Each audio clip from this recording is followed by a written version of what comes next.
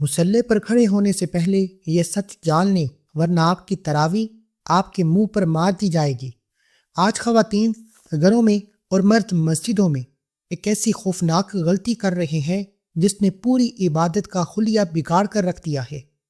ہمیں لگتا ہے کہ ہم نے فرض پورا کر لیا، لیکن حقیقت میں ہم اللہ کو ناراض کر کے مصلی سے اٹھ رہے ہیں۔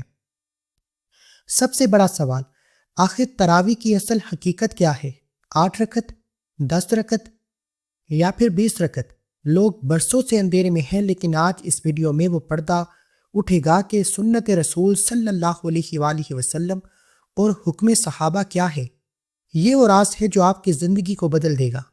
لیکن اس سے پہلے آپ کو ایک ایسی تباہ کن غلطی کے بارے میں جاننا ہوگا جو آپ کے سجدوں میں مٹی ملا رہی ہے۔ آج میں نیت سے لے کر آخری سجدے تک وہ مکمل طریقہ آپ کے سامنے کھول کر رکھ دوں گا جو 90% لوگ نہیں جانتے۔ اگر آپ اپنی محنت ضائع نہیں کرنا چاہتے اور چاہتے ہیں کہ آج کی رات آپ کا ایک آنسو قبول ہو جائے، تو یہ ویڈیو آپ کے لیے آخری وارننگ ہے۔ ہوشیار ہو جائیں، کیونکہ آج میں بتانے والا ہوں وہ آپ کی مصلی کی کایا پلٹ دے گا۔ رمضان المبارک کی وہ پہلی سہانی رات جب کائنات کا ذرہ ذرہ اپنے رب کی تسبیح کو بیان کر رہا ہوتا ہے اور ہم اللہ کے حضور سر جھکائے ہوتے ہیں۔ کیا کبھی ہم نے سوچا ہے کہ ہماری یہ راتوں کی عبادت، ہماری یہ تراویح اللہ کی بارگاہ اقدس میں کس قدر قیمتی ہے؟ آج کی یہ ویڈیو ایک پکار ہے ان تمام مردوں اور عورتوں کے لیے جو اس رمضان میں اپنے رب کو راضی کرنا چاہتے ہیں۔ آج میں آپ کے سامنے وہ حقائق رکھوں گا جو آپ کے اس رمضان کی ایک ایک رکعت کو قیمتی بنا دیں گے۔ لیکن آگے بڑھنے سے پہلے میں آپ کے سامنے چند ایسے سوالات رکھنا چاہتا ہوں جن کے جوابات جاننا ہر اس شخص کے لیے ضروری ہے جو مصلی پر کھڑا ہوتا ہے۔ پہلا سوال، کیا واقعی آپ کی تراویح بارگاہ الہی میں قبولیت پا رہی ہے یا ہم صرف ایک رسم پوری کر رہے ہیں؟ دوسرا سوال، وہ کون سا ایسا خفیہ نقطہ ہے جو اگر ہماری نماز میں شامل نہ ہو تو اتنی لمبی مشقت کا ونور حاصل نہیں ہوتا جس کا وعدہ کیا گیا ہے؟ تیسرا سوال، تراویح کی وہ اصل تعداد کیا ہے جس پر ہمیں سکون قلب مل سکے؟ اور دوستوں، اس سوال کے جواب میں آپ کو وہ بات بھی بتاؤں گا جو آپ نے پہلے کبھی نہیں سنی۔ چوتھا سوال، ہماری مائیں بہنیں جو گھر کی ذمہ داریوں میں جکڑی ہوتی ہیں، ان کے لیے وہ کون سا طریقہ ہے جو خود صاحب شریعت نے پسند فرمایا؟ آج ہم ان تمام سوالوں کے جواب ایک ایک کر کے تلاش کریں گے، لیکن یاد رکھیے اس سفر کا ہر حصہ دوسرے سے جڑا ہے۔ اگر ایک بھی نقطہ چھوڑ گیا تو شاید اس رمضان کا وہ اصل تحفہ آپ کے ہاتھوں سے نکل جائے جس کا آپ برسوں سے انتظار کر رہے ہیں۔ دوستو، آئیے سب سے پہلے اس بنیادی بات کو سمجھتے ہیں کہ آخر تراویح ہے کیا؟ ہم اسے صرف ایک نماز کیوں سمجھتے ہیں؟ لفظ تراویح کا مادہ ترویہ ہے جس کا مطلب ہے راحت دینا۔ سبحان اللہ! دوستو، ذرا غور کیجئے گا، اللہ پاک نے اس عبادت کو ہمارے لیے بوجھ نہیں بلکہ روح کی راحت بنایا ہے۔ تصور کیجئے اس منظر کا کہ سارا دن اللہ کی خاطر بھوک اور پیاس برداشت کرنے کے بعد جب ایک مومن عشاء کے فرض ادا کر کے مصلی پر کھڑا ہوتا ہے تو وہ دراصل اپنے رب سے ہم کلام ہونے کے لیے کھڑا ہوتا ہے۔ وہ جو ہم ہر 2 یا 4 رکعت کے بعد بیٹھتے ہیں وہ صرف سانس لینے کے لیے نہیں ہے، وہ تو اپنے رب کی تسبیح بیان کرنے اور اس کی عظمت کا اعتراف کرنے کا ایک وقفہ ہے۔ پر یہاں ایک بہت بڑا سوال پیدا ہوتا ہے، کیا ہمیں وہ راحت مل رہی ہے؟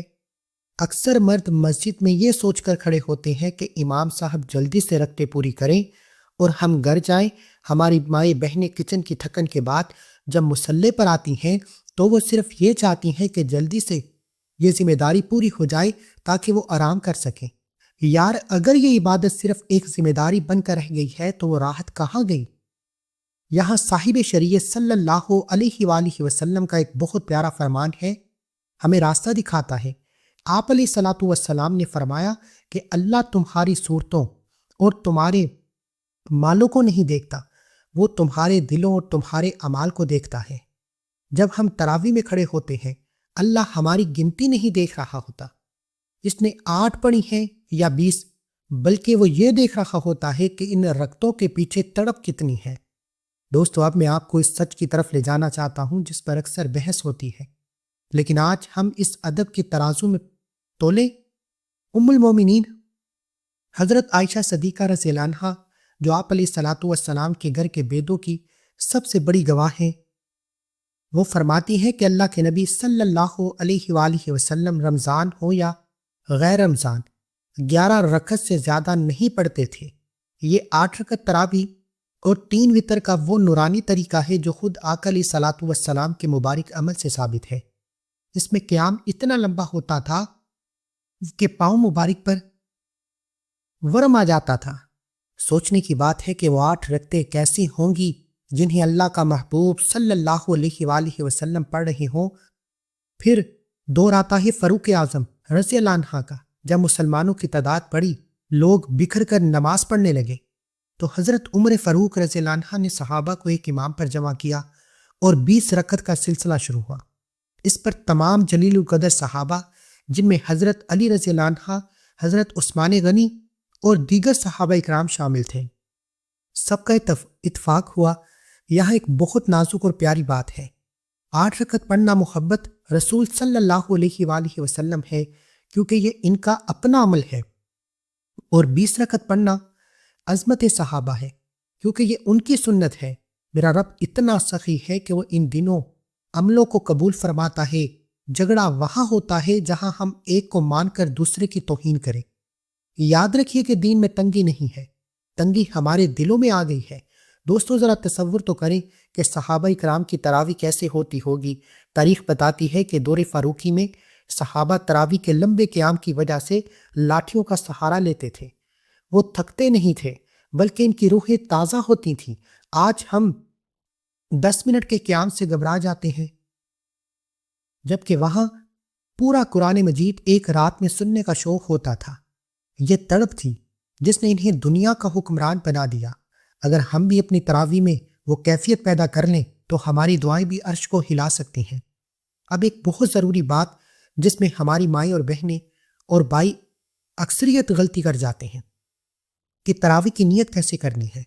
دوستو، نیت کا مطلب ہے دل کا ارادہ۔ آپ مصلی پر کھڑے اس لیے ہوئے ہیں کہ آپ نے تراویح پڑھنی ہے، تو آپ کی نیت تو ہو گئی، لیکن اگر آپ تسلی کے لیے زبان سے کہنا چاہتے ہیں تو بس اتنا کافی ہے کہ میں نیت کرتا ہوں یا نیت کرتی ہوں 2 رکعت نفل نماز تراویح واسطے اللہ تعالیٰ کے رخ میرا کعبہ شریف کی طرف۔ اگر آپ امام کے پیچھے ہیں تو کہہ دے کہ پیچھے اس امام کے، بس اس کے لیے کوئی لمبے چوڑے عربی الفاظ یاد کرنے کی ضرورت نہیں۔ اللہ آپ کے دل کے حال کو آپ سے زیادہ بہتر جانتا ہے۔ وہ آپ کے مصلی پر کھڑے ہونے کے انداز سے ہی سمجھ جاتا ہے کہ میرا بندہ میرے لیے حاضر ہوا ہے۔ اب میں اپنی ان ماں اور بہنوں سے مخاطب ہوں جو گھر کے بند کمروں میں یا جائے نماز پر یہ ویڈیو دیکھ رہی ہیں۔ آپ اکثر یہ سوچتی ہوں گی کہ ہمارے لیے تراویح کا اصل طریقہ کیا ہے۔ پیاری بہنوں، اللہ رب العزت نے آپ کے لیے جو مقام رکھا ہے وہ بہت بلند ہے۔ آپ کا اپنے گھر کے سب سے پرسکون کونے میں نماز پڑھنا مسجد نبوی کی صفوں میں کھڑے ہونے سے بھی زیادہ اجر رکھتا ہے، اگر نیت سچی ہو۔ لیکن یہاں ایک بہت بڑی کوتاہی ہو جاتی ہے۔ اکثر خواتین تراویح وہ پڑھتے وقت لباس کے آداب کا خیال نہیں رکھتی۔ کبھی بال نظر آ رہے ہیں، کبھی کلائیاں کھلی ہیں۔ یاد رکھیے کہ اللہ کے سامنے کھڑے ہونے کا مطلب ہے کہ ہم کائنات کے بادشاہ کے دربار میں حاضر ہیں۔ کیا ہم کسی دنیاوی افسر کے پاس ایسے لباس میں جا سکتے ہیں؟ نماز کے لیے وہی پردہ ضروری ہے جو نام محرم کے سامنے ہوتا ہے۔ اور وہ بہنیں جو چھوٹے بچوں کی وجہ سے یا بیماری کی وجہ سے پوری تراویح نہیں پڑھ پاتی، وہ مایوس نہ ہو۔ اللہ تبارک تعالیٰ نیتوں کا مالک ہے۔ اگر آپ نے 2 رکعت بھی پورے دل سے آنسو کے ساتھ پڑھ لی ہیں تو وہ اس رب کی بارگاہ میں قبول ہو سکتی ہیں۔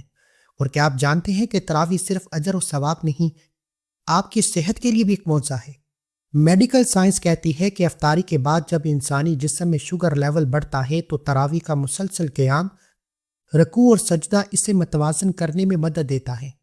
یہ نماز آپ کے دل کی دھڑکن کو بہتر بناتی ہے، آپ کے پٹھوں کو وہ لچک دیتی ہے جو کسی جم میں نہیں ملتی۔ جب آپ مصلی پر کھڑے ہوں تو یہ سوچے کہ آپ کا رب آپ کی روح کے ساتھ ساتھ آپ کے جسم کو بھی شفا دے۔ لیکن یہاں ایک ایسی بات ہے جو آپ کے ہوش اڑا دے گی۔ کیا آپ جانتے ہیں کہ وہ کون سی ایک ایسی چیز ہے جو ہماری 20 رکعتوں کو بھی بے اثر کر سکتی ہے؟ یہ ہے ایک پوشیدہ بیماری جو ہمارے اندر ہوتی ہے۔ جو ہماری عبادت کا پورا نور چاٹ رہی ہے، وہ نقطہ ہے جو میں آپ کو ویڈیو کے اگلے حصے میں بتاؤں گا، کیونکہ اس کے بغیر تراویح کی یہ ساری گفتگو ادھوری رہ جائے گی۔ لیکن اس سے قبل ہمیں یہ سمجھنا ہے کہ تراویح میں قرآن کا اصل حق کیا ہے۔ دوستو، اب ہم اس بات کی طرف آتے ہیں کہ جو میں نے شروع میں کہی تھی کہ وہ کون سی ایسی چیز ہے جس کے بغیر ہماری اتنی لمبی محنت ضائع ہو سکتی ہے۔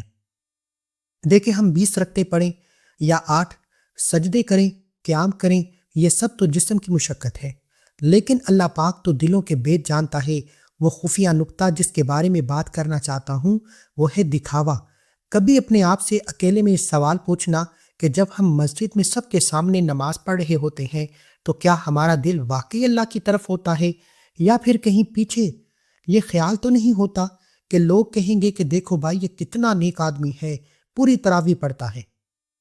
یا اگر دل میں 1% بھی یہ خیال آ گیا کہ میں لوگوں کو دکھانے کے لیے پڑھ رہا ہوں، تو سمجھ لیں کہ ہم نے اپنے ہاتھوں سے اس کے لیے پوچا پھیر دیا۔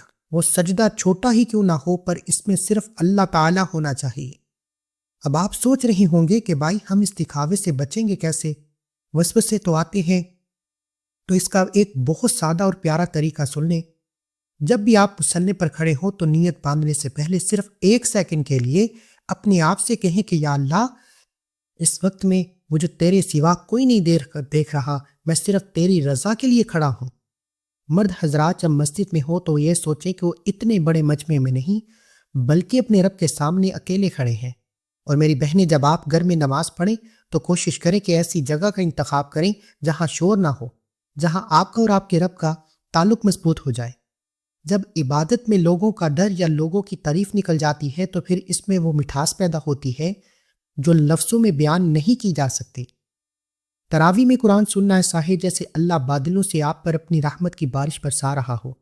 علماء فرماتے ہیں کہ جب قرآن پڑھا جا رہا ہو، آپ خاموشی سے سنیں تو اللہ کی رحمت آپ پر واجب ہو جاتی ہے۔ اکثر ہم کیا کرتے ہیں، ہم تھک کر دائیں بائیں دیکھنے لگ جاتے ہیں۔ یار وہ کلام سنیں، چاہے سمجھ آئے یا نہ آئے، اس کی فریکوینسی آپ کے دل کے زخموں کو بھر دے گی۔ قرآن کی تلاوت آپ کے دماغ کے تلاوت کو، یعنی کہ ڈپریشن کو، سٹریس کو ختم کرتی ہے۔ اس بار جب امام صاحب قرآن پڑھیں تو آنکھیں بند کر کے اسے اپنے اندر اتارنے کی کوشش کرو۔ کبھی آپ نے سوچا ہے کہ کچھ لوگوں کو تراویح میں بہت مزہ آتا ہے، کچھ لوگ بس گھڑی دیکھ رہے ہوتے ہیں کہ یہ تراویح کب ختم ہوگی۔ اس کا ایک راز میں آپ کو بتاتا ہوں۔ جب امام صاحب قرآن پڑھ رہے ہوں تو آپ یہ تصور کریں کہ یہ کلام سیدھا اللہ پاک کی طرف سے آپ کے لیے آ رہا ہے، جیسے کوئی بہت پیارا خط بھیجے، اور ہم اسے بار بار پڑھتے ہیں۔ ایسے ہی قرآن اللہ کا خط ہے۔ ہمارے نام چاہے آپ کو عربی سمجھ بھی نہ آئے، پر وہ جو آواز آپ کے کانوں میں پڑ رہی ہے، ان کو محسوس کریں، اپنے دل کو ایک خالی برتن بنا دیں، اس میں اللہ کے کلام کا نور بھر دیں۔ جب آپ اس طرح نماز پڑھیں گے تو میں وعدہ کرتا ہوں کہ آپ کو 20 رکعتیں بھی کم لگیں گی۔ آپ کا دل چاہے گا کہ کاش امام صاحب پڑھتے رہیں اور میں سنتا رہوں۔ لیکن یہاں ایک اور بہت بڑی بات ہے جو ہم اکثر بھول جاتے ہیں۔ یہ تو ہو گیا دکھاوے کا مسئلہ، پر کیا آپ کو پتہ ہے کہ تراویح کے دوران ایک ایسی حرکت بھی ہے جو ہم انجانے میں کرتے ہیں اور اس سے ہماری نماز کا ثواب آدھا رہ جاتا ہے۔ وہ بات ہے جو مردوں اور عورتوں دونوں کے لیے بہت ضروری ہے۔ وہ جو میں نے شروع میں کیا تھا کہ عورتوں کے لیے وہ کون سا طریقہ ہے جو خود اللہ کے نبی صلی اللہ علیہ وآلہ وسلم نے پسند کیا، اس کا جواب میں اب آپ کو اس ویڈیو کے اگلے حصے میں دوں گا، کیونکہ یہ بات سن کر میری ماں اور بہنوں کے دل کو بہت سکون ملے گا۔ اچھا دوستو، اب ذرا اس طرف آتے ہیں کہ وہ کون سی ایسی حرکت ہے جو ہماری تراویح کا ثواب کم کر دیتی ہے۔ دیکھیں، ہم مسجد میں ہوں یا گھر میں، مصلی پر ہم کیا کرتے ہیں، ہماری نظریں ادھر ادھر بھٹک رہی ہوتی ہیں۔ کبھی ہم پنکھوں کو دیکھ رہے ہیں، کبھی قالین کے ڈیزائن کو، کبھی سامنے والے کے کپڑوں کو۔ میرے پیارے بھائی اور بہنوں، نماز کا مطلب ہے اللہ سے باتیں کرنا۔ اب آپ خود سوچیں کہ اگر آپ کسی بڑے بندے سے بات کر رہے ہوں اور آپ کا رخ دوسری طرف ہو تو اسے کتنا برا لگے گا۔ نماز پہ سکون لانے کا سب سے آسان طریقہ یہ ہے کہ اپنی نظریں نہ بھٹکائیں۔ آپ کو محسوس ہوگا کہ آپ واقعی کسی کے سامنے کھڑے ہیں۔ اب میں اپنی ماں اور بہنوں کی بات کرتا ہوں جن کا سوال میں نے شروع میں اٹھایا تھا، کہ وہ سوال یہ تھا کہ خواتین کے لیے وہ کون سا طریقہ ہے جو اللہ کے نبی صلی اللہ علیہ وآلہ وسلم نے پسند فرمایا۔ پیاری بہنوں، آپ میں بہت سی خواتین یہ سوچ کر پریشان ہوتی ہیں کہ ہم مسجد میں نہیں جا پاتی، ہم گھروں میں اکیلی پڑھتی ہیں، شاید ہمیں وہ ثواب نہ ملے جو مردوں کو مل رہا ہے۔ تو سنیں، اللہ کے نبی صلی اللہ علیہ وآلہ وسلم کا فرمان عالی شان ہے کہ عورت کی اپنے گھر کے اندرونی کمرے کی نماز مسجد کی نماز سے زیادہ اجر رکھتی ہے۔ سبحان اللہ! اس کا مطلب یہ ہے کہ اللہ پاک نے آپ کے گھر کے اس چھوٹے سے کونے کو آپ کے لیے رحمت کا مرکز بنا دیا ہے۔ آپ کو کہیں جانے کی ضرورت نہیں، آپ جس مصلی پر بیٹھے ہیں وہیں سے عرش تک کا راستہ جاتا ہے۔ بس شرط یہ ہے کہ آپ کی نماز میں وہ حیا اور سکون ہو جس کا مطالبہ اللہ کی طرف سے کیا گیا ہے۔ یہاں ایک اور بات جو میں نے اکثر نوٹ کی ہے، ہماری بہت سی بہنیں کچن کے کاموں کی وجہ سے تراویح کو بہت دیر کر دیتی ہیں، یہاں تک کہ آدھی رات گزر جاتی ہے۔ دیکھیں، کام بھی ضروری ہے، لیکن کوشش کریں کہ جیسے ہی آپ عشاء کی نماز پڑھیں اس کے ساتھ ہی تراویح کا سلسلہ شروع کر دیں۔ اگر آپ ایک ساتھ 20 یا 8 رکعتیں نہیں پڑھ سکتی تو کوئی بات نہیں، آپ 2 رکعت کر کے وقفے سے بھی پڑھ سکتی ہیں۔ اللہ پاک نے دین کو ہمارے لیے آسان بنایا ہے، مشکل نہیں بنایا۔ مقصد یہ ہے کہ آپ کی رات کا کچھ حصہ اللہ کے ذکر میں گزرے، چاہے وہ تھوڑا تھوڑا کر کے ہی کیوں نہ ہو، لیکن اب وہ وقت آ گیا ہے کہ میں اس رات سے پردہ اٹھاؤں۔ جو میں نے ویڈیو کے بالکل شروع میں کہا تھا، وہ کون سا ایک لمحہ ہے جب فرشتے اللہ کے سامنے آپ کا نام لے کر گواہی دیتے ہیں؟ وہ کون سی خاص دعا ہے جو آپ کی ہر ناممکن حاجت کو ممکن بنا سکتی ہے؟ دوستو، اگر آپ نے یہ آخری 5 منٹ مس کر دیے تو سمجھیں کہ آپ نے اس ویڈیو کا نچوڑ ہی کھو دیا۔ اب میں آپ کو وہ جادوئی کلمات بتانے والا ہوں جو آپ کی زندگی کے دکھوں کو سکھوں میں بدل دیں گے۔ اچھا دوستو، اب ایک ایسی بات کرتے ہیں جو ہم سب کے ساتھ ہوتی ہے۔ آپ نے دیکھا ہوگا کہ ہر 4 رکعت کے بعد امام صاحب تھوڑی دیر کے لیے بیٹھ جاتے ہیں اور ہم سب مل کر ایک تسبیح پڑھتے ہیں، سبحان ذی الملک والملکوت، سبحان ذی العزت والعظمت والہیبۃ والقدرۃ والکبریاء والجبروت، سبحان الملک الحی الذی لا ینام ولا یموت، سبوح قدوس ربنا ورب الملائکۃ والروح، اللہم اجرنا من النار یا مجیر یا مجیر یا مجیر۔ دوستو، کبھی آپ نے سوچا ہے کہ یہ تسبیح کیوں پڑھی جاتی ہے اور اس کا مطلب کیا ہے؟ یہ کوئی عام الفاظ نہیں ہے، اس کا سادہ سا مطلب یہ ہے کہ ہم اس اللہ کی پاکی بیان کر رہے ہیں جس کی بادشاہی زمینوں پر بھی ہے، آسمانوں پر بھی ہے۔ ہم کہہ رہے ہوتے ہیں کہ اے اللہ، تو وہ ہے جس سے نہ موت آتی ہے نہ کبھی زوال۔ سوچے، آپ 4 رکعت کی تھکن کے بعد بیٹھ کر اپنے رب کی اتنی بڑی گواہی دیتے ہیں تو آپ کی روح کو کتنی طاقت ملتی ہے۔ میری بہنیں جو گھر میں پڑھتی ہیں وہ اکثر یہ تسبیح نہیں پڑھتی کیونکہ انہیں یاد نہیں ہوتی۔ کوئی بات نہیں، اگر آپ کو یہ یاد نہیں تو آپ اس وقفے میں صرف سبحان اللہ یا الحمدللہ کہہ دیا کریں، تب بھی آپ کو وہ سکون مل جائے گا۔ لیکن میں تو آپ سے یہی کہوں گا کہ آپ اس تسبیح کو یاد کریں۔ مقصد اللہ کو یاد کرنا ہے، بوجھ ڈالنا نہیں۔ اب آتے ہیں اس نماز کی طرف جو تراویح کے بالکل آخر میں ہوتی ہے، یعنی وطر۔ مرد حضرات تو مسجد میں امام کے پیچھے پڑھ لیتے ہیں، لیکن گھر میں ہماری بہنیں اکثر پریشان ہوتی ہیں کہ وطر کا صحیح طریقہ کیا ہے، اور اگر ہمیں دعائے قنوت یاد نہ ہو تو کیا ہماری نماز ہو جائے گی؟ میرے بھائی اور میری بہنوں، اللہ پاک بہت کریم ہے۔ اگر کسی کو دعائے قنوت یاد نہیں تو اس کی جگہ ربنا آتینا فی دنیا یہ پڑھ لے، یا صرف 3 بار یا ربی یا ربی یا ربی کہہ لے، تب بھی اللہ اس کی نماز کو قبول فرما لیتا ہے۔ لیکن یہاں ایک باریک نکتہ سمجھ لیں، وطر کی نماز کا مطلب ہے یعنی 1، 3 یا 5۔ یہ اللہ کو بہت پسند ہے کیونکہ اللہ خود ایک ہے۔ جب آپ دن بھر میں تمام نمازوں کا اختتام اس وطر پر کرتے ہیں تو یہ آپ کی پورے دن کی عبادت پر ایک خوبصورت مہر لگ جاتی ہے۔ ایک اور بات جو آپ سب کے دل کی بات ہے، جب رمضان کا پہلا ہفتہ گزرتا ہے تو جسم میں تھکن ہونے لگتی ہے، سستی گھیر لیتی ہے، دل کرتا ہے کہ آپ بس فرض پڑھ لیں، تراویح چھوڑ دیں۔ دوستو، جب ایسا وسوسہ آئے تو بس ایک بات یاد رکھنا کہ یہ رمضان سال میں صرف ایک بار آتا ہے، اور کیا پتہ اگلے رمضان ہمیں نصیب ہو یا نہ ہو۔ جب آپ تھک کر مصلی پر کھڑے ہوتے ہیں، اللہ پاک فرشتوں کو دکھاتا ہے، دیکھو میرا بندہ تھکا ہوا ہے، اس کی کمر میں درد ہے، پر یہ پھر بھی میرے سامنے کھڑا ہے۔ اللہ کی قسم، وہ جو تھکن نماز والی ہوتی ہے اس کا مزہ الگ ہوتا ہے۔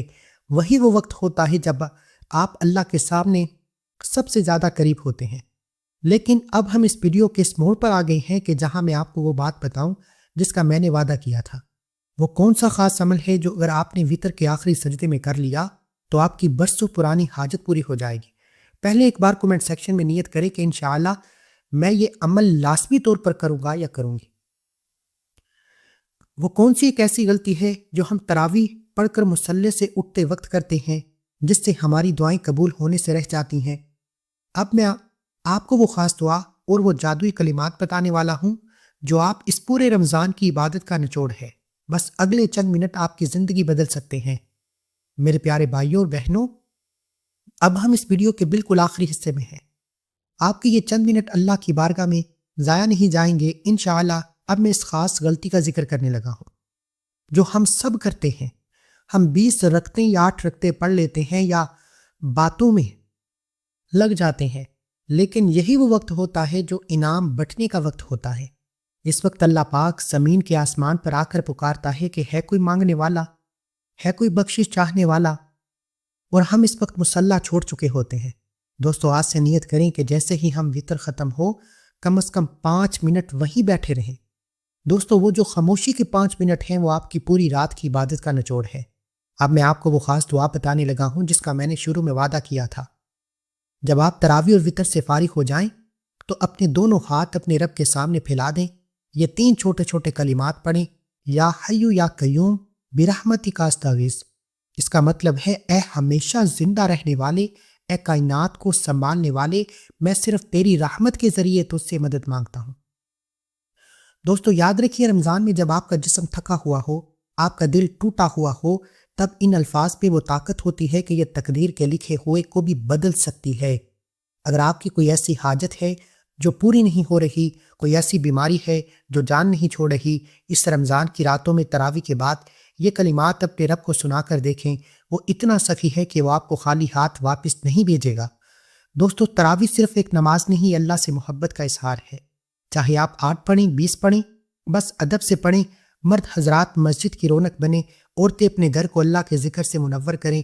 کیا پتہ یہ زندگی کا آخری رمضان ہو، پتہ نہیں اگلی بار ہمیں یہ مصلی نصیب ہو یا نہ ہو۔ اس بار کی تراویح ایسی ہونی چاہیے کہ آج میں اپنے رب کو منا لیا۔ اللہ پاک مجھے بھی، آپ کو بھی اپنے رب کو منانے کی اور رمضان کی تمام برکتیں سمیٹنے کی توفیق عطا فرمائے۔ اگر اس ویڈیو سے آپ کے دل کو ذرا سا بھی سکون ملا ہے تو اسے اپنے پیاروں کے ساتھ ضرور شیئر کریں، کیونکہ نیکی کی بات پھیلانا بھی صدقہ جاریہ ہے۔ اللہ تعالیٰ ہم سب کا حامی ناصر ہو۔ اللہ تعالیٰ آپ سب کو خوش رکھے، آباد رکھے۔ اپنی دعاؤں میں مجھے یاد رکھیے گا، اور ایک بار کومنٹ سیکشن میں ماہ رمضان مبارک لازمی لکھیں۔